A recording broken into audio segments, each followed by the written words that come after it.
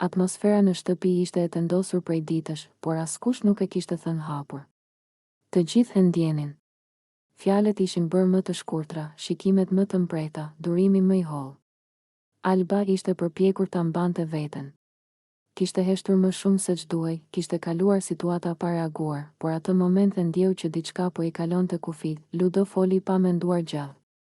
Një koment i hedhur me nënkuptim, një ton që nuk ishte më shaka. Alba u kthye menjëherë nga ai. Sytë i ishin errësuar, jo nga frika, por nga nervat e mbledhura. Boll më, o njeri, i tha, me zë të ngritur, por të kontrolluar.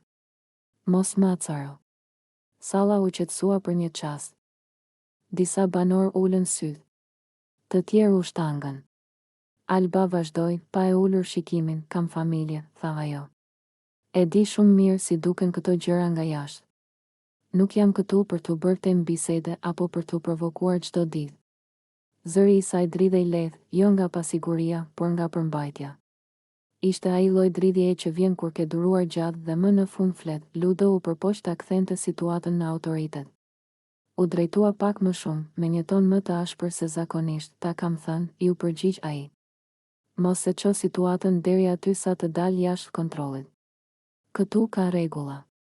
Alba e ndërpreu menjëherë, mos më flit sikur jam fëmijë. Tha. Unë po flas për respekt, jo për rregulla. Tensioni u trash. Nuk kishte britma, por çdo fjalë peshonte. Ludo u përpoq të mbyllte bisedën me një paralajmërim verbal, jo si dhunë, por si presion. Nëse vazhdon kështu, tha ai, do të ketë pasoja për mënyrën si po sillesh këtu. Alba qeshi lehtë, por pa humor. Pasojat i mbaj unë, i u përgjigj. Por mos më vendos në pozita që nuk i kam zgjedhur. Mos më provoko. Ajo bëri një hap prapa, mori frym thellë dhe shtoi, më qetë, unë jam këtu me dinitet. Dhe nuk do ta ul veten për asnjë debat të panevojshëm. Pastaj u kthye dhe u largua, pa pritur përgjigje. Jo sepse nuk kishte çfarë të thoshte më, por sepse kishte thënë mjaftueshëm. Pas saj mbeti një heshtje e rëndë. Ludo nuk foli. Banorët u shpërndan ngadalë. Tensioni nuk u zhduk, por u transformua. Sepse kur dikush flet hapur për kufit e vet, loja ndryshon. Alba e dinte një gjë të sigurt, ajo nuk ishte aty për të fituar debate. Ishte aty për të mos humbur veten, dhe ndonjëherë kjo është përplasja më e fortë nga të gjitha. Në shtëpi kishte ditë që diçka nuk shkonte, edhe pse askush nuk e thoshte me zë. Ishte ajo ndjesia e padukshme që lind kur njerëzit jetojnë afër njëri tjetrit dhe emocionet nuk kanë më ku të fshihen. Alba e ndjente që në mëngjes sapo zgjohej. Ajri dukej më i rëndë, shikimet më të gjata, pauzat mes fjalëve më domethënëse. Limi nuk ishte i njëjti. Jo i ftohtë, jo i largët, por i paqartë. Dhe për Alben, paqartësia ishte më e rrezikshme se çdo përgjigje e prerë. Ajo nuk ishte njeri që shpërthente. Ajo vëzhgonte, analizonte, mbante brenda.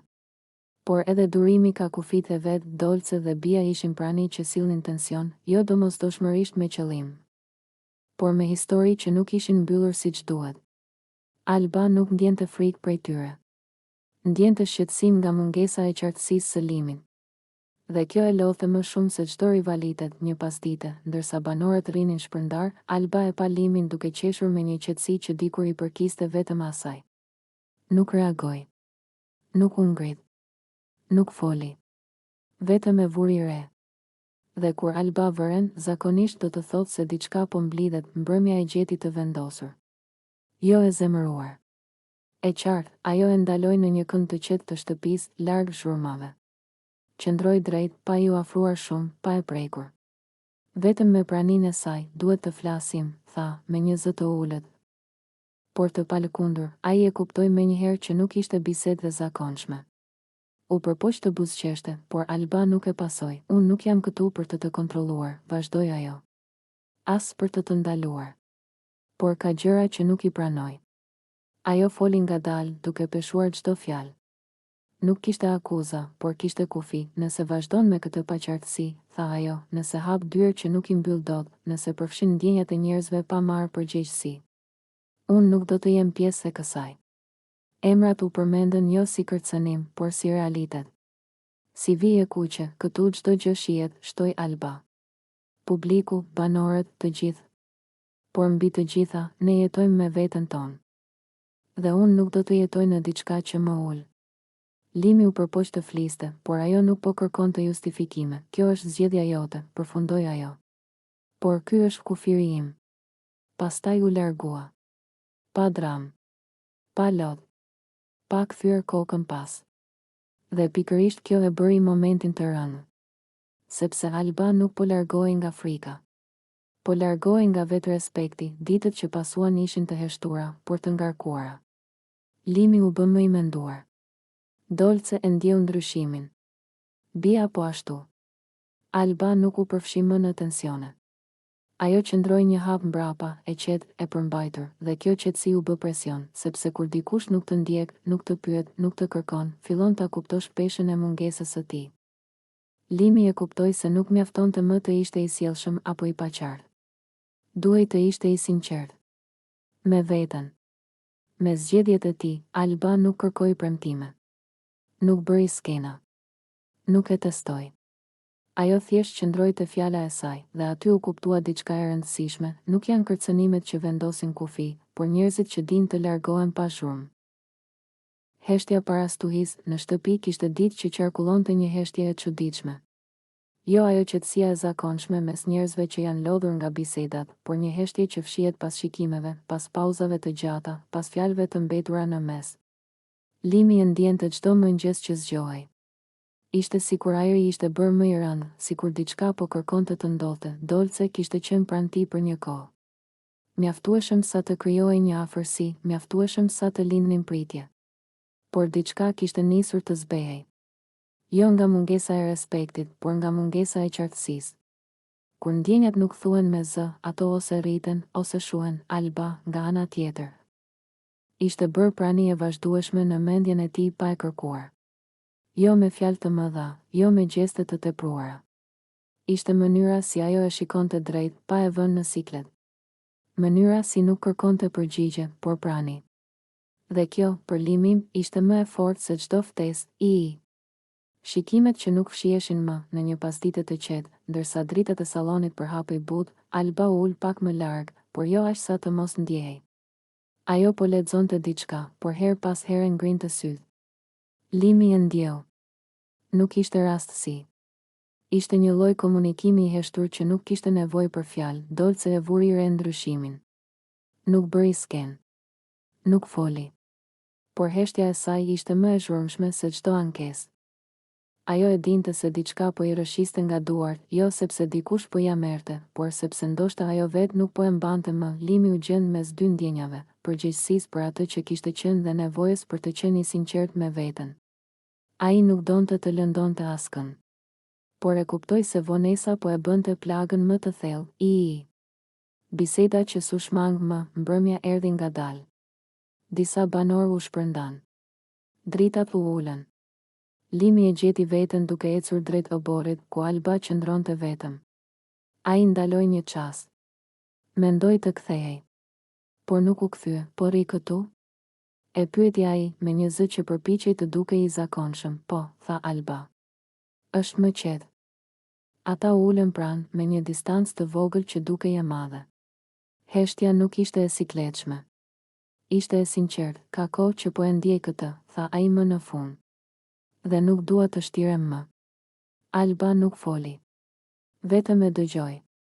Ajo nuk e shtyu, nuk e drejtoi. Ja la fjalët të gjenin vetë rrugën, nuk dua të jemi pa drejt, vazhdoi ai. As me ty, as me askën. Alba u kthye nga ai. Sytë e saj ishin të qetë, por të thellë. Nuk kërkoj premtime, tha. Vetëm të vërtetën. Këto fjalë i dhan Liminit një qartësi të papritur. Ai e kuptoi se zgjedhja nuk ishte mes dy njerëzve. Ishte mes sinqeritetit dhe frikës, Largimi që duhej bërë më vonë atë mbrëmje. Limi e gjeti Dolcen në sallon. Biseda ishte e shkurtër, e qetë, e dhimbshme në heshtjen e saj. Nuk pati akuza. Vetëm pranime. Ndonjëherë, fundet më të vështira janë ato që ndodhin pa zhurmë. Dolce e mbajti veten. Ai e respektoi. U ndan pas skena, por me një ndjenjë humbjeje që kërkonte kohë. Puthja që vulosi zgjedhjen, kur Limi u kthye sërish në obor, Alba ishte ende aty. Ajo u ngrit ngadalë. Nuk pyeti. Nuk kërkoi shpjegime të gjata. E pa në sy dhe e kuptoi, ata u afruan pa ngull. Ishte një afrim i mbushur me gjithçka që ishte mbajtur brenda. Frymëmarrjet u bën më të thella. Koha u ngadalësua, puthja erdhi si një çlirim. Jo e shpejtë. Jo e pasigurt. Ishte pasion i përmbajtur, i sinqert, i vendosur. Një puthje që nuk kërkonte të provonte asgjë, sepse e dinte çfarë ishte. Alba mbylli syt. Limi e ndjeu se për herë të parë nuk po ikte nga asgjë, kur u ndan pak, buzëqeshën lehtë. Nuk kishte eufori. Kishte qetësi. Ajo lloj qetësie që vjen kur zgjedhja është bërë vëj. Pasojat dhe qetësia, ditët që pasuan nuk ishin të lehta. Shikime. Fjalë. Reagime. Por Limi dhe Alba qëndruan të qartë. Nuk u fshehan. Nuk u justifikuan. Ecnin krah për krah, me një respekt që nuk kërkon të shpjegim, Dolce gjeti hapësirën e saj për të marrë frymë. Dhimbja ishte aty, por edhe dinjiteti. Dhe kjo e bëri më të fortë. Vi. Kur e vërteta mjafton, nuk ishte një histori perfekte. Ishte e vërtetë. Me zgjedhje të vështira, me ndjenja që nuk u mohuan, me pasoja që u pranuan. Dhe ndonjëherë, kjo është forma më e ndershme e dashurisë, sepse ka çaste që nuk presin më, dhe kur vinë, kërkojnë guxim, jo për të puthur, por për të zgjedhur. Askush nuk e priste hyrjen e tij atë mbrëmje, dritat u fikën për disa sekonda, muzika ndryshoi dhe zëri i prezantuesit njoftoi një surprizë të veçantë. Dolce rrinte në mes të sallonit me duart e mbledhura, zemrën që i rrite fort. Nuk i kishin thënë asgjë. Asnjë paralajmërim. Vetëm një ndjesi e çuditshme që diçka po vinte. Kur dera u hap dhe ai hyri, ajo e njohu menjëherë. Vëllai i saj. Për një çast, gjithçka tjetër u zhduk. Kamerat, dritat, banorët. Vetëm ai dhe ajo. U përqafuan fort me atë përqafim që nuk ka nevojë për fjalë, sepse i thot të gjitha, publiku brohoriti. Banorët buzëqeshën. Por Dolce ndjeu se brenda saj po ngrihej një mur emocionesh të përziera, gëzim. Mall, frikë dhe një lloj ankthi që nuk dinte pse po i vinte, ata u ulën përballë njëri tjetrit. Vëllai e shikoi drejtë në sy, pa buzëqeshjen e zakonshme tallse. Ishte serioz. Kjo e bëri Dolcen të drejtohej pak më shumë në karrige, po të them si vëlla, tha ai me zë të qetë, por të prerë. Shijoje këtë eksperiencë. Mos u mbyll. Mos u freno nga frika se çfarë do të thonë të tjerët. Dolce gëlltiti. Ai vazhdoi, nëse ndihesh mirë me dikë këtu brenda, mos u ndje fajtore për këtë. Je e rritur. Je e vetëdijshme. Dhe askush nuk ka të drejtë të ta marrë këtë. Disa banor u pan mes tyre. Fjala dik u kuptua nga të gjithë, edhe pse nuk u përmend emër. Pastaj toni i tij ndryshoi pak. Jo i ashpër, por më i rënd sa i përket mamit. Ndaloi për një çast. Unë do të flas. Për gjërat që janë thënë. Për cigaret. Për çdo keq kuptim. Nuk ke pse të mbash gjithçka mbi supe. Dolce uli syt. Ishte një bar që e kishte ndjerë çdo ditë aty brenda. Fjalët e jashtme që futen më shpejt se ajri, ai mori frymë thellë dhe shtoi, dhe për jetën tënde përpara kësaj shtëpie. Mos u justifiko. Askush nuk është perfekt. Askush nuk jeton sipas rregullave të tjerëve. Fjalët e tij ranë. Jo sepse ishin të ashpra, por sepse ishin të vërteta. Dolce ndjeu sytë t'i mbusheshin, por nuk qau. Thjesht tunte kokën lehtë. Sikur po thoshte, më në fund dikush e tha, unë jam jashtë, përfundoi ai. Dhe jashtë ka zëra. Ka fjalë. Ka gjykime. Por këtu brenda je ti dhe ti duhet të jetosh me veten tënde, jo me thashethemet. Kur u ngrit për t'u larguar, e përqafoi sërish. Këtë herë, më gjatë. Më fort. Dolce e ndjeu sikur po i linte diçka, jo leje, por forcë. Kur dera u mbyll pas tij, salla mbeti në heshtje. Banorët nuk flisnin. Secili kishte marrë diçka nga ajo që ishte thënë. Por për Dolcen, ajo mbrëmje kishte qenë më shumë se surprizë. Kishte qenë një përballje, më vonë, vetëm, ajo u ul pranë dritares. Nuk po mendonte për kamerat. As për publikun. Po mendonte për fjalët, shijoje. Mos u fshi, mos u justifiko, ndonjëherë mbështetja nuk vjen për të të mbrojtur nga bota, vjen për të të kujtuar kush je, dhe ajo mbrëmje për Dolcen ishte pikërisht kjo.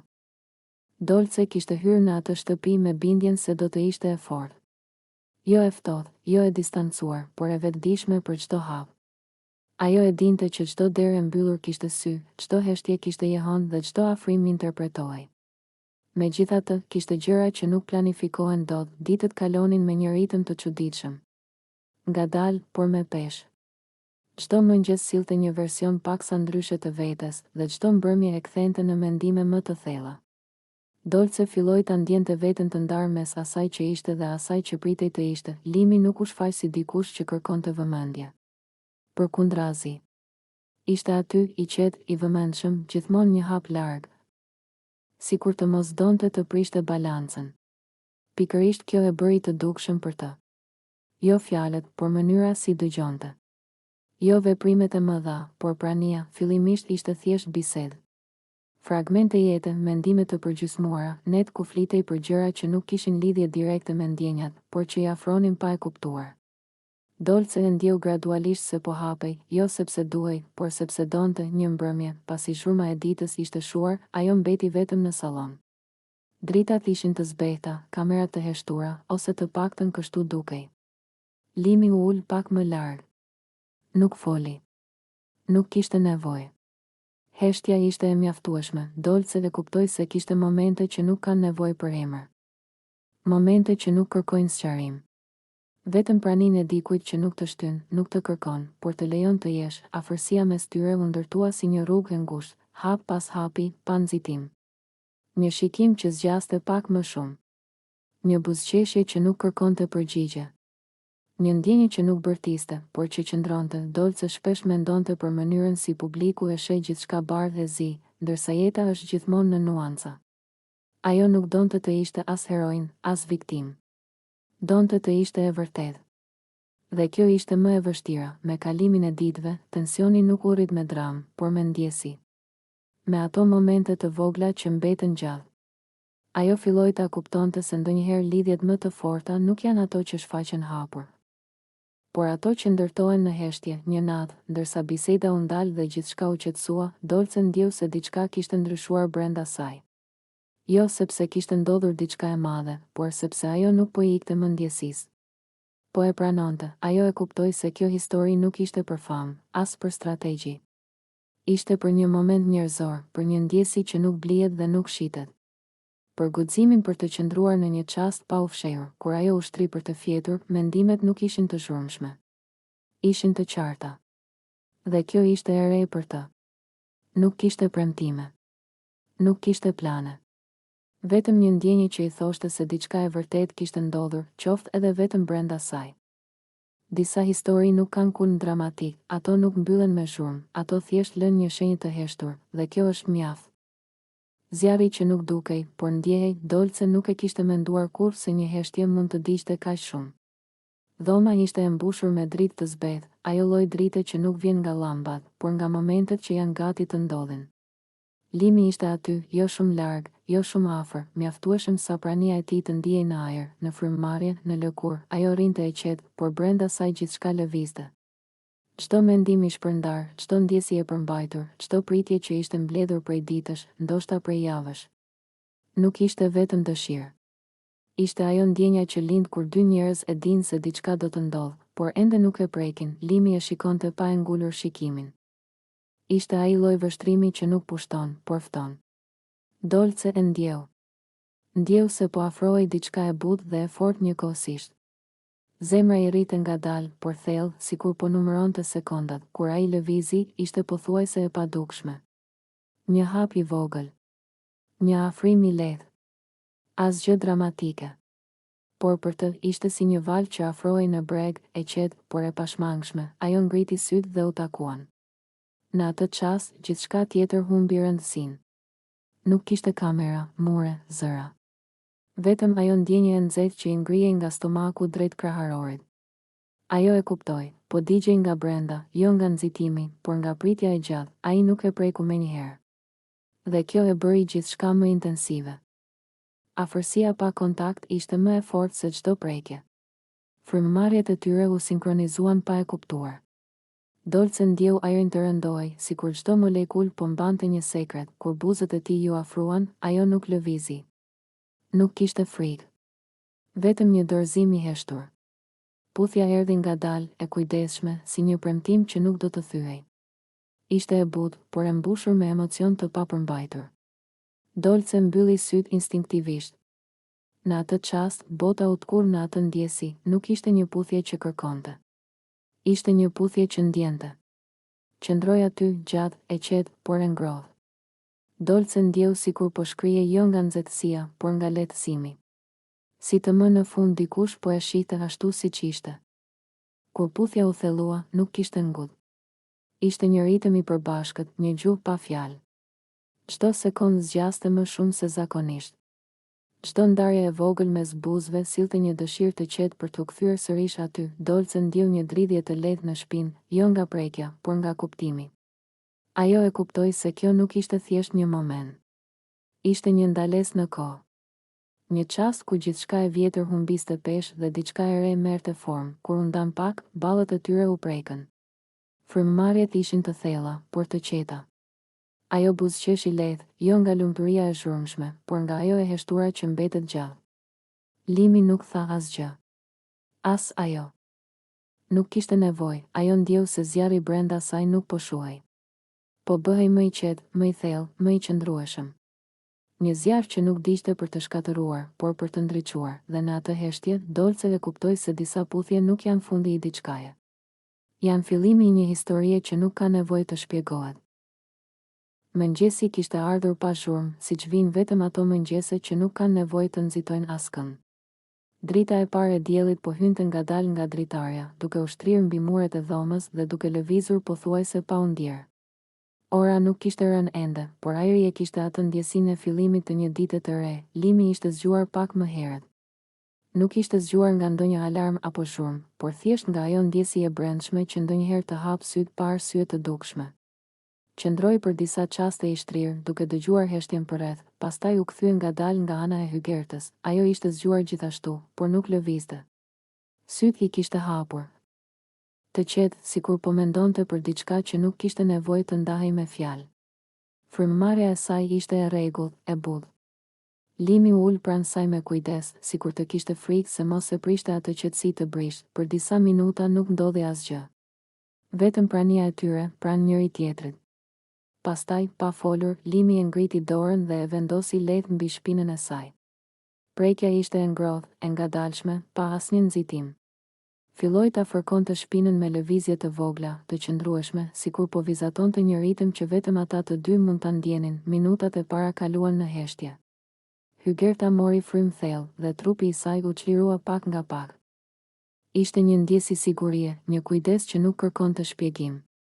Limi vazhdonte me të njëjtin ritëm, duke mos ndryshuar shpejtësinë, duke e lënë kohën të bënte punën e saj. Drita jashtë u bë më e fortë. Zhurma e largët e qytetit filloi të dëgjohej lehtë, por brenda dhomës gjithçka mbeti e qetë. Çdo lëvizje e dorës së tij ishte e menduar, sikur po përpiqej të largonte çdo mbetje lodhjeje nga shpatullat e saj. Pas disa minutash, Hygerta u lëviz pak, jo për t'u larguar, por për t'u afruar më shumë. Ajo nuk foli, por trupi i saj e tregoi qartë se ajo ndjej rehat. Limi e vuri re dhe buzëqeshi lehtë, duke vazhduar pa e ndërprerë ritmin, koha dukej sikur ishte shtrirë. Nuk kishte rëndësi sa minuta kishin kaluar. Ishte një moment që nuk matej me orë, por me frymëmarrje dhe qetësi. Limi mendonte për gjëra të vogla, për ditën që i priste, për biseda të thjeshta, për kafen e mëngjesit. Mendimet vinin dhe iknin, pa u ndalur gjatë. Hygerta, ndërkohë, ndjente se mendja e saj po qetësohej. Çdo fërkim i shpinës ishte si një kujtesë se nuk ishte vetëm, se kishte dikë pranë që ishte aty pa kushte. Ajo mbylli syt për disa çaste, duke e lënë veten të qëndronte në atë ndjesi. Minutat vazhdonin të rridhnin ngadalë. Limi ndryshoi pak lëvizjet, por jo ritmin. Ishte një ndryshim i vogël, pothuajse i padukshëm, që e mbante momentin gjallë pa e prishur qetësinë. Ai ndjeu se sa e rëndësishme ishte kjo afërsi e thjeshtë. Pas rreth gjysmë ore, gjithçka kishte marrë një qetësi tjetër. Jo atë qetësinë e fillimit, por një qetësi më të thellë, më të ngrohtë. Limi e uli dorën ngadalë, jo sepse donte të ndalonte, por sepse momenti kishte arritur natyrshëm fundin e vet. Hygerta u kthye pak nga ai dhe i hodhi një vështrim të bull. Nuk kishte nevojë për shumë fjalë. Një buzëqeshje e lehtë, një frymëmarrje e qetë ishin të mjaftueshme. Ata qëndruan edhe disa çaste pranë njëri tjetrit, duke e ditur se ajo gjysmë ore e qetë do t'i shoqëronte gjatë gjithë ditës. Mëngjesi kishte filluar vërtet, por ajo që kishte ndodhur në ato 30 minuta mbeti si një bazë e qetë mbi të cilën dita mund të ndërtohej. Parku i vogël ishte mbushur me erën e njomë të dimrit dhe aromën e kafes që vinte nga kafeneja përballë. Ata u ulën në stol, ku dridhjet e trupit shpesh zëvendësonin fjalët. Leon shikonte fytyrën e Elirës, duke u përpjekur të lexonte çdo emocione që ajo përpiqej ta fshehte. E di, tha Leon, duke thënë fjalët që dukeshin të thjeshta, por rëndonin shumë. Ndonjëherë mendoj se çdo gjë që bëjmë është më e bukur kur je pranë. Elira buzëqeshi, por zemra i rrite fort. Po ndjej të njëjtën gjë, tha ajo, duke u munduar të duket e qetë, por nuk ia doli, një heshtje e ëmbël ra ndërmjet tyre. Fllati i natës përplasej mbi fytyrat e tyre, duke i bërë të ndjeheshin më pranë njëri tjetrit se kurrë. Leon ngadalë ngriti dorën dhe preku butësisht faqet e Elirës. Ajo ju afrua natyrshëm dhe për një moment të dy harruan kohën dhe vendin, duke qenë thjesht njëri pranë tjetrit. Më pas, ata filluan të ecin përsëri. Çdo hap që bënin së bashku dukej se i afronte më shumë. Leon i tregoi një rrugicë të fshehtë që pak njerëz e njihnin, një vend ku dritat e qytetit përhapen butësisht mbi parkun e vogël dhe tingujt e natës duket se bëhen më të qetë. Aty, ata ndaluan për të parë yjet që dukeshin të shndritshme mbi qytet. Elira, kam ndjerë gjithmonë diçka për ty, tha Leon, duke i kapur dorën me forcë të lehtë. Por gjithmonë kisha frikë ta pranoja. Elira ndjeu një val emocionesh që i mbushën syt me shkëlqim të bull.